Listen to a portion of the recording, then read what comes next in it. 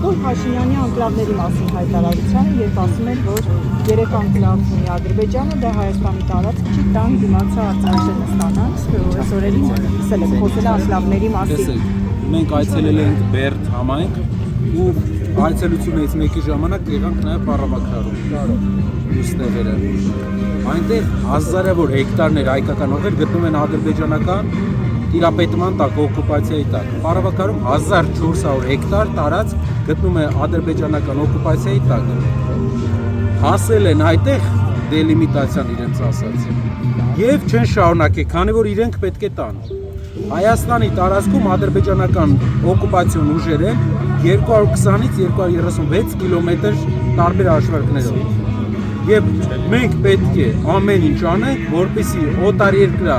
օկուպացիոն ուժերը դուրս գան մեր երկրից։ Դա լինելու է բանակցությունների եւ երկրի բանակցողի ճիշտ դիրքավորման արդյունքում։ Ինչու նա չի խոսում, որ հարևանը պետք է դուրս գա մեր հողերից։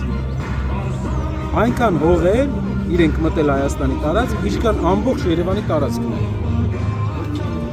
Դելիմիտացիան, որտեղ իրենց է ձեռ տալիս, այնտեղ են անում, որտեղ ինչ-որ հիմք են կարող ստեղծել։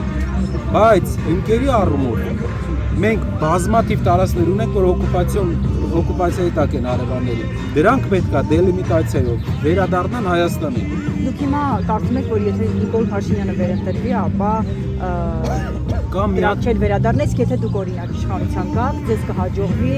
ահա այդպիսի դելիմիտացիա Եվ ինչպես է հաջողվելու, պարոն Խնդրում դրա մասին ասեք, ինչ է ասում Նիկոլ Փաշինյանը, այսինքն նա ինչ է ասում, էլի ադրբեջանցիների սիճումասն է խոսում, աշխարհում կա երկրի ղեկավար, որ դուրս է գալիս եւ ամեն անգամ խոսում է ինչ-որ բան տալու մասին։ Արդեն որերորդ անգամ է ճանապարհներ սկզբից խանգարում։ Հիմա իրենք ինչ-որ տարածքներ են տեսել, էդ է խանգարում։ Վաղը ուրիշ բան է խանգարելու։ Այս մարդը գտնվում է իրանց գերիշխանության տակ, իրանց իշխանության տակ։ Գերի է, ինքը իր խոստումների գերի է։ Բաժանորդագրվեք Արմաթ մեդիայի ալիքներին սոցցանցերում։ Հետևեք մեզ նաև Արմաթ Մեդիա AM կայքում։